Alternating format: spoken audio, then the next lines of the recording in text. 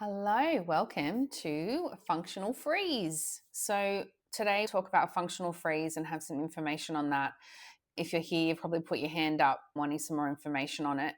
It's one of the most common, I will say, diseases of the modern world, but it comes from our animal bodies originally.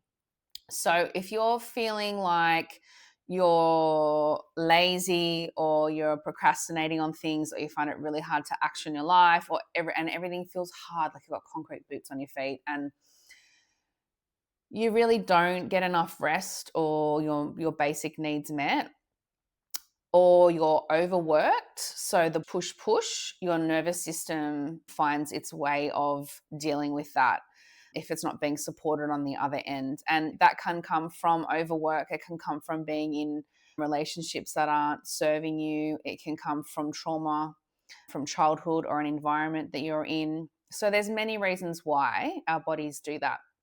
But firstly, let's talk about why the basic need for those things kick in. So if we go back to our animal bodies, because we are all animals basically, we have a mechanism inbuilt into us that helps us to survive situations that, say, if we were placed in the wild and we were fighting off a tiger. Okay, so this goes back to our very caveman days. Our bodies or our mind, it's called the amygdala. That's basically where all information that is seen, heard, felt comes into the awareness of the brain. And the amygdala will send signals using chemicals or biochemicals to either rest and digest, you're in safety, or it's a fight and flight response. A lot of the times we are fine to go through from that sympathetic to parasympathetic nervous system. So the fight and flight nervous system to the rest and digest nervous system. But what happens over time, if you're in a chronic state of stress, your body will be in what we call, or can go into something called the functional freeze response or the freeze response. Going back again, I digress, to the animal body.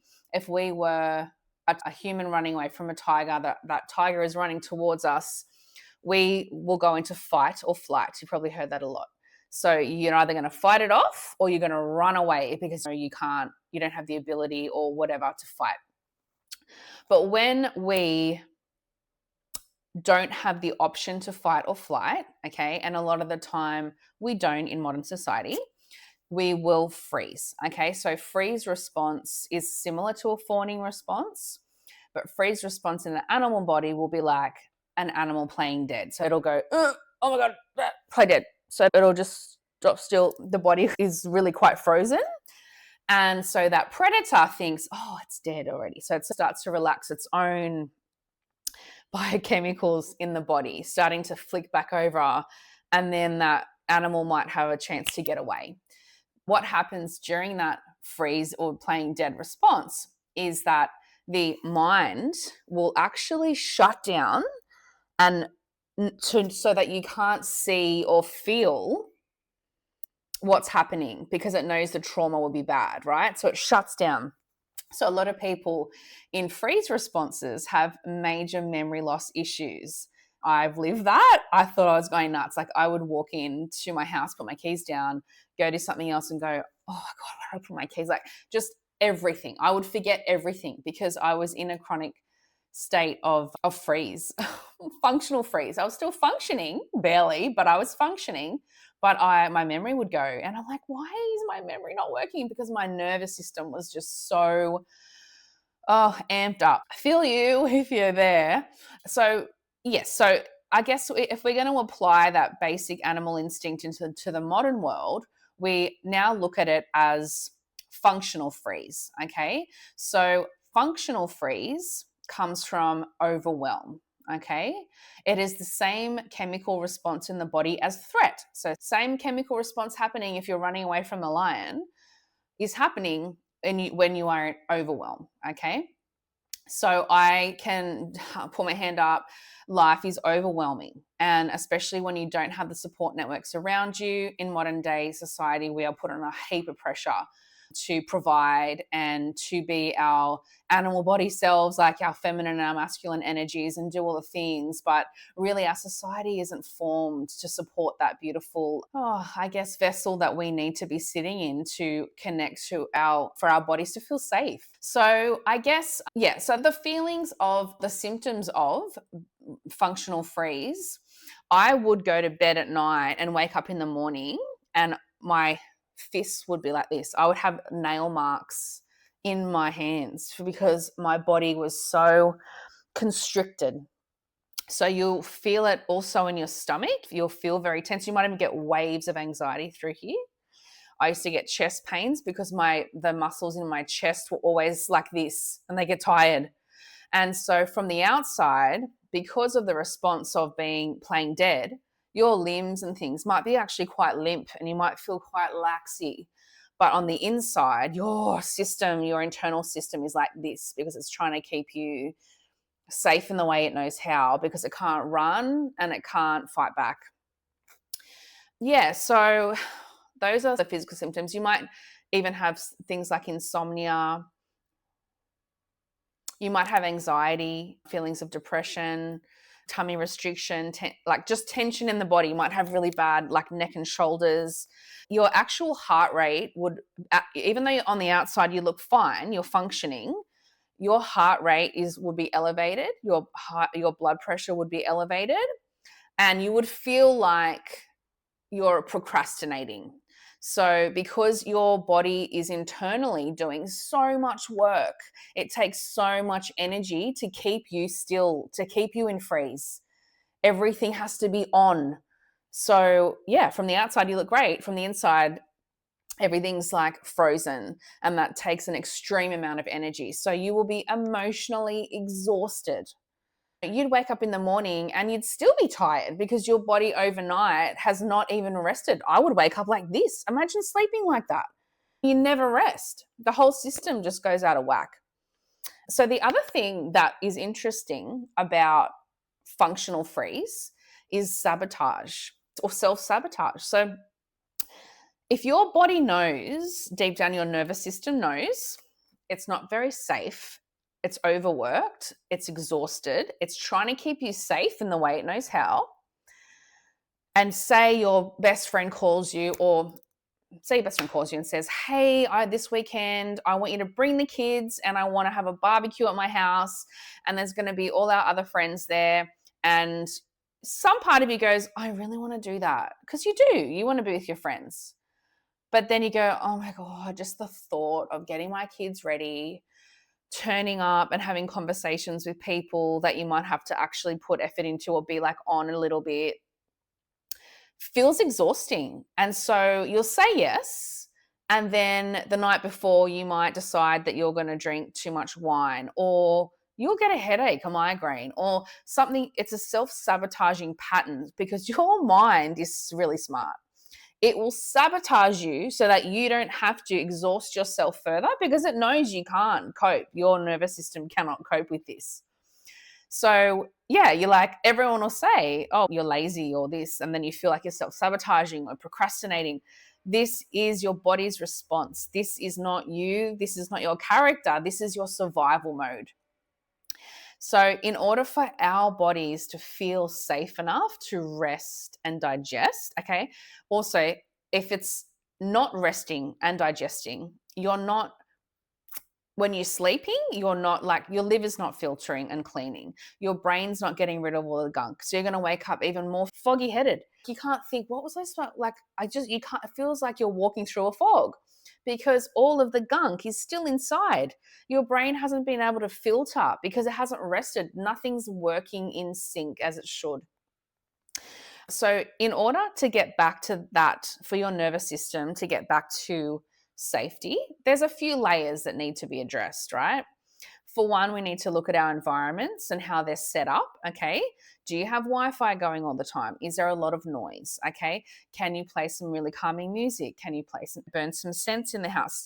Start to get the nervous system feeling like it's safe enough in the environment. If people are in your environment that aren't very healthy for you, maybe we're thinking about that later on down the track. But the first initial stage would be, how do we find peace within our nervous system. So then we look at things like breath work. Okay, your breath, coming back to your breath, is so crucial, because when you are in functional freeze, you're restricted, and you'll find you're a shallow breather through this part, okay? When really we should be breathing from our diaphragm. So feeling the tummy move, the ribs expand. And so the pattern should be out, and lastly, chest. You know what I'm saying? So that's the breathing. That's a proper breath. And so when I was coming out of functional freeze, I actually forgot how to breathe. I found myself at yoga, because that's something I recommend, to go to yoga. Start doing it. I was the most unbendy person in the world. You don't have to be. Yoga is pace for everyone. That's why it's so beautiful, that it just, you meet it where you're at. And the first lesson for me was, how do you breathe again, Nat? And so I found myself on the mat, and thinking about it now I want to cry, because oh my God, how many years I felt I was stuck in this. And actually, it wasn't just from my relationship that I'd gone through. It was also from my childhood. I was in functional freeze or freeze state as a kid. I could remember my nervous system doing it. And so it was a patterning for me. Because as a kid, I couldn't fight off my parents or whatever. They weren't physically hurting me, but in the situation, like the environment, I couldn't ever fight because I was little, and I couldn't run because I'm a kid. Like, where am I going to run to? My parents control those things. So so it was a patterning for me. So I don't ever remember really just feeling the lightness here. And so when I found yoga, they were teaching me how to breathe, like literally, now breathe. I was like, oh my God, I could feel my body coming back online. It was insane. So breathwork classes. I wouldn't go to cold plunges because your nervous system is already in shock. So I would be doing everything else but that for the beginning. I would go into a beautiful warm bath before I'd go into a cold bath in situations like that. You can find something called a vibrational bed. If your nervous system is looking for input in a way. Input will help it to calm. So lots of children with anxiety or adults with anxiety use heavy blankets. So when you put a heavy blanket on you, it's telling the nervous system that you're safe. It's the input that it needs. So you'll find that's why lots of children with anxiety need cuddles and things like that, because they're trying to get the input. Massage is amazing too. Massage, heavy blankets, vibrational beds, grounding, sheets. Yeah. Wellness practices are going to help you to come back into that parasympathetic nervous system. Meditation is amazing as well. Then it leads me on to the mind. Okay, so your mind is now in a patterning. So when it goes into functional freeze, your body has learned to adapt. It's adaptive. So your brain will create neural pathways based on danger or no danger coming through the amygdala. And the amygdala sends the chemicals, and it will produce a chemical that bonds. And it's a whole thing that happens within the brain. I won't get into it today. But if that happens, it's a loop cycle. It's a memory. So the memory will trigger, okay? Now, and that's a subconscious thing. So if we're working on the subconscious mind, all right, and your subconscious is 95% of where your belief systems come from, and you're telling your body to safe, the nervous system's starting to relax, there's something in the brain that needs to shift as well. So we need to shift the programming, all right? So if you've had a trauma or traumas, if your daily life is that way, and a trauma can be anything. As a child, it can be something someone said to you. As an adult, it can be physical, mental, emotional, anything like that is creating a patterning in you that's unserving. And so when we dig into the subconscious mind, we look at those self-sabotaging programs that are running, that are keeping your system in a heightened state, right? So we need to tell the brain to tell the body it is safe. It is safe to flick out of functional freeze states and fight and flight states and things like that. So what I do in Psych K, it's an amazing subconscious modality that teaches people how to shift their limiting belief systems and programming. So if we put ourselves into whole brain postures and all those types of things, we do the programming, the Psych K programming, we can program in anything. So if you're wanting to tell your nervous system and your body that you're safe, okay, gosh, the first program would be I'm safe.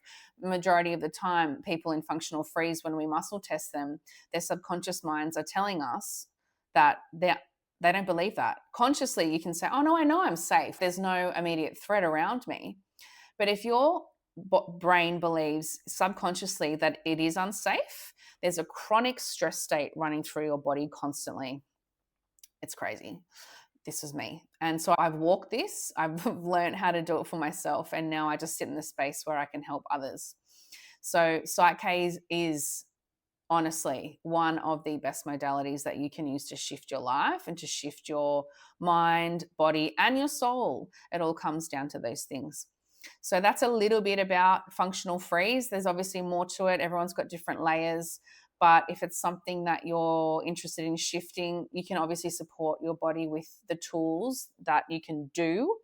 If you need someone to help you with support in reprogramming this program up here and getting your nervous system to feel safe enough to start to live again, because really, freeze, you're not living, you're stuck.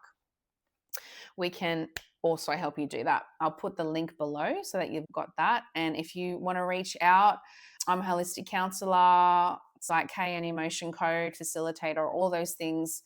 And we can integrate that. Cocoon integrated healing is about coming together and intuitively finding what you need and working a program towards that. And it doesn't have to be every week. Like, it can just show up and just see what comes out. And then you might say, okay, you know what? I'll come back in a month, or the universe will just send you the message of when it's time for that next layer to come up. There's many things we can do, is okay. But I hope that's helped. You're not alone. Reach out if you need me, and happy healing.